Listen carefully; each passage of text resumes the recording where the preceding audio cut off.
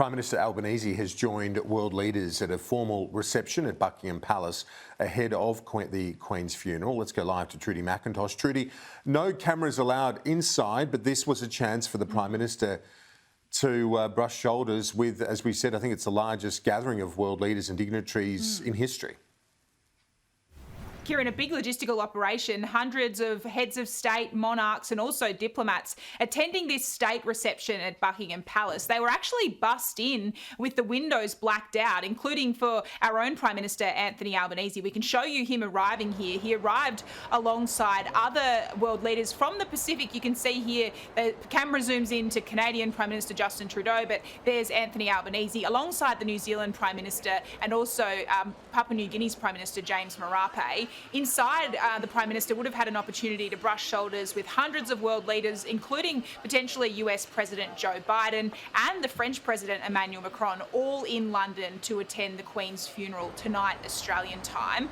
Earlier in the day, the Prime Minister hosted his own reception at Australia House in London. This was an opportunity for him to be able to thank the community champions from Australia who made their way over as a part of the Palace Protocol, inviting 10 Australians from right across the country to be there, including the current Australian of the Year, Dylan Olcott. The Prime Minister used this reception to reflect on what a significant moment it is for him to be able to be there in London representing the country.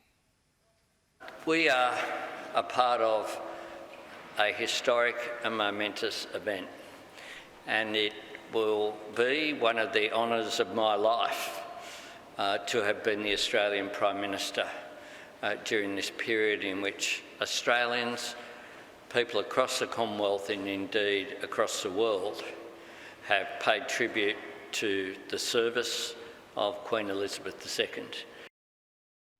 And Trudy, the Prime Minister has used the opportunity while in London to meet with his Canadian counterpart, Justin Trudeau. Yeah, Justin Trudeau and Anthony Albanese finding time in their respective schedules whilst in London to hold this bilateral talks. He's also, we heard earlier in the weekend, Anthony Albanese behind closed doors meeting the UK Prime Minister Liz Truss. But as you can see, the cameras invited in for this bilateral talks. And it was clear from their opening remarks that the pair planned to discuss more than simply reflections on Her Majesty's long life and rule over the Commonwealth. Clear from the opening remarks, as we would see here, that they wanted to talk also about the more thorny issues in the relationship. Obviously, we're together at a time of reflection and of condolences, but also lots of work to do together on climate initiatives in the Indo-Pacific, working together on growing the economy, progressive values, lots of things to talk about. We have such similar economies and similar challenges, but also opportunities of dealing with climate change and growing our economies, growing good, sustainable jobs.